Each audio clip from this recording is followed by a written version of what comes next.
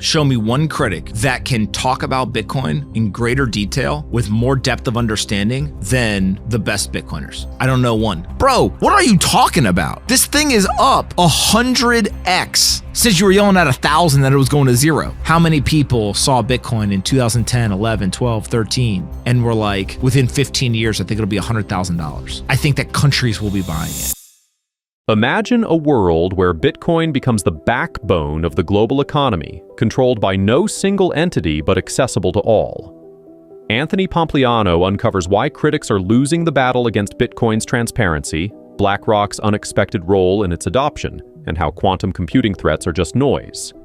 Stay tuned to discover how Bitcoin's unyielding code is reshaping trust and the very definition of money.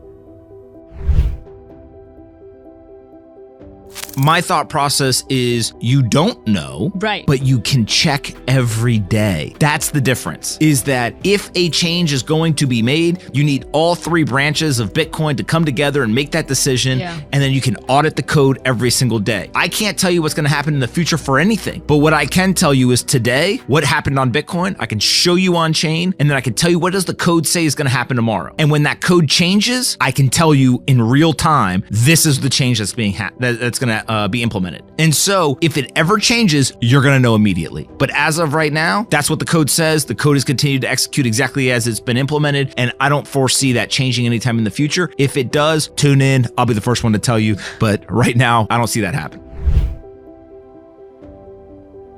BlackRock is the chief marketing department of Bitcoin. I've been saying for months now, Larry Fink is the CMO of Bitcoin. He doesn't even have to try. All he has to do is go on TV. They ask him about it. If he says anything positive, he is the chief marketing officer of Bitcoin because the messenger matters more than the message. The fact that he likes Bitcoin now is incredibly important. And I think that he continues to go on TV and not only just say positive things, but say things like, oh, Bitcoin's going up because it's a flight to quality. That was unfathomable 5 years ago coming out of his mouth. And so he's done a fantastic job. BlackRock, the entire team over there, Robbie Mitchnick, etc. They've done a great job of putting that product out in the market and definitely becoming the winner. But there are a number of other very successful launches as well. You can go and you can look at Fidelity, Bitwise, 21 Shares, etc. They're all doing a very good job, I think, of getting these assets into these funds. Yeah. I mean, that's the whole other argument is like, hey, if I had a quantum computer that could crack encryption, if I go and I steal the Bitcoin, now the Bitcoin's worthless. So what about state secrets? What about the nuclear codes? What about, all these other things that are out there that are quote unquote encrypted? Wouldn't you love for, if you're a bad guy, to get the communications between world leaders and supposedly encrypted communication or military communications or state secrets, all these different things. And so it's like when you get into these conversations, it's like society has lost its mind. And so bad guys are bad. If you murder people, you're bad. If you do things that you're not supposed to do, you should get in trouble. Pretty simple. And if you come back to this encryption thing, encryption is there because it is increasing privacy. It's increasing security. And so think of all of the banks, right? Would you rather steal Bitcoin or would you rather go break into a bank electronically, right? That all these things that I think are much bigger targets than Bitcoin at just, $1.5 trillion or so. Show me one critic that can talk about Bitcoin in greater detail with more depth of understanding than the best Bitcoiners. I don't know one. And there are people who will say, hey, look, and the people I probably respect the most out of the critics, I understand why people like this. I understand how it works. I understand why it has value. That's fine. There's plenty of assets that I see that, I've talked ad nauseum about the fact that somebody pitched me early on, AI porn company, going to be a home run, grand slam. I don't want to be involved, right? And so it goes back to, I understand exactly why they're doing it. I could actually argue the pros and cons of the company, right? And I could see exactly how they're going to monetize. Like it was a grand slam. Yep. As long as they execute, that company is going to be a massive company. I don't want to be involved. And so if you go and you look, there's a lot of people I think who look at Bitcoin and they say, hey, look, I've done the work. I understand how it works. I can argue the pros and cons with other stuff. I actually think it's going to work. I just don't want to be involved. And so having that approach, I think is a much more intellectually honest approach than the people who are like, the quantum computer is coming. Oh my God, everyone saw your bit. Like, shut up. Because at the end of the day, it comes back to this idea of a broken clock is right twice a day. The critics will sit there and they were yelling at 1,000, it's going to 0. And then it'll go to 20,000. And they're still yelling it's going to 0. And then it drops to 3,000. I told you. And then it goes to 69,000. Like it's going to 0.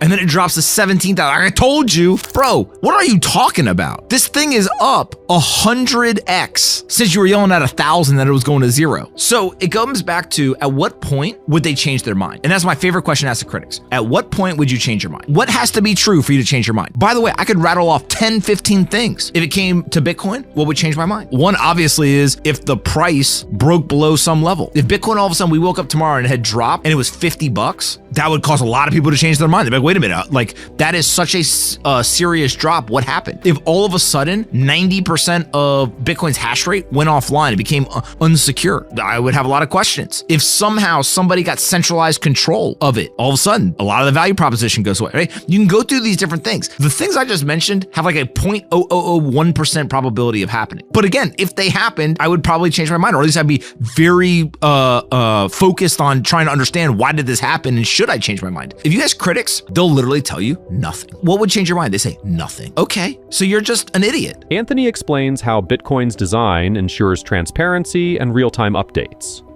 Unlike traditional systems, Bitcoin's decentralized structure requires consensus from all stakeholders before changes can occur, ensuring trust remains intact. He dismantles critics' arguments about quantum computing, revealing their lack of understanding compared to Bitcoin experts.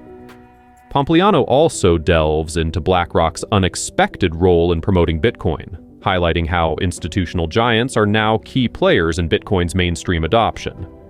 With AI and blockchain evolving at unprecedented speeds, Pompliano challenges viewers to rethink their understanding of these technologies.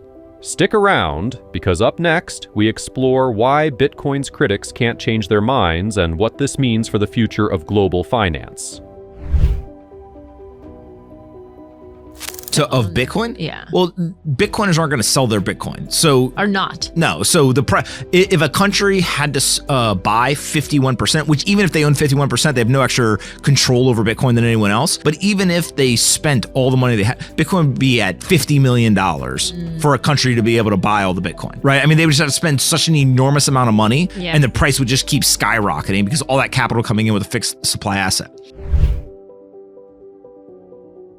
If you want to honor a former president, Yes. which is a noble cause, Yes. there are many ways to do it without locking millions of people out of accessing their financial assets. They cannot access their financial assets. You are hurting, you're taking away access from millions, tens of millions, hundreds of millions of people, many of which are not even American, to honor a former president. Bitcoin trades 24/7, 365. The entire crypto market, a multi-trillion-dollar market, trades 24/7, 365. There are no hours of operations. You can't shut it off. So why is it that the digital native world says we just are always on, but the dinosaurs of Wall Street are picking and choosing when to shut the market? Because it's market manipulation. You're manipulating a free market. You're preventing the trading of assets. And so it comes back to very easy solution. Don't shut the market. The technology's there. Robinhood has pioneered this. They've introduced all this overnight trading, all these after hours trading. And so how is it that a technology company is able to affect change here, but the existing exchanges won't? And my guess is, and I only say this because I've talked to some of the people at the exchanges actually want to change some of this stuff. They would like there to be 24/7 trading. They would like for there to be more volume trading. They would like to not have to shut down the market. But there's always the balance between how do you disrupt the status quo, the incumbents and kind of the tradition, etc., with adapting for the new world. Yeah. So it's very hard for the people in charge of these roles to do it. Everyone is underestimating AI and everyone is underestimating Bitcoin. For all the hype, for all the bullishness, for all the excitement, we are all underestimating how big those two trends will be. It is not just a 2025 thing. It is the next 2 decades. We will look back and we will be shocked at how big, how important, how integral they are to American life. And so the people who are excited today, it's really hard for them to fathom how it could actually be even bigger. But I think that is likely to be the scenario. How many people saw Bitcoin in 2010, 11, 12, 13, and were like, within 15 years, I think it'll be $100,000. I think that countries will be buying it. It sounded like a psychopath. Here we are. AI is moving at a pace that is just hard to comprehend, right? I could sit all day, do no work, just read about all the advancements, and I couldn't keep up. That's how fast it's moving. And so if the trend is likely to lead to explosions of adoption and advancement that are bigger than what you're expecting today, you really, really have to focus and take seriously, if I want to be in the business or investing world, I have to become an expert, which means that I need to treat this like I was studying for an exam. Go and do the work. And so in 2025, I think there's going to be a great separation of people. The people who take this seriously and who say, hey, look, I'm going to go and I'm going to do the work and I'm going to learn about this stuff and I'm going to, make sure that I'm understanding as much as I can. And the people who say, I think it's all hype. It's not going to be around. I'm not worried about it. But that bifurcation, that decision that individuals make, I think will drastically determine outcomes over the next decade or so. And so I'm going to be in the camp of, let's go get the books. Let's go read. Let's go learn. Let's go get prepared. Because if this is going to be big. Bitcoin isn't just a financial asset. It's a revolution. From BlackRock's surprising endorsement to the unwavering security of its code, the message is clear. Bitcoin's impact is only beginning. Whether you're an investor, skeptic, or curious onlooker, now is the time to pay attention. The future won't wait, and neither should you. Don't forget to like, subscribe, and comment your thoughts below.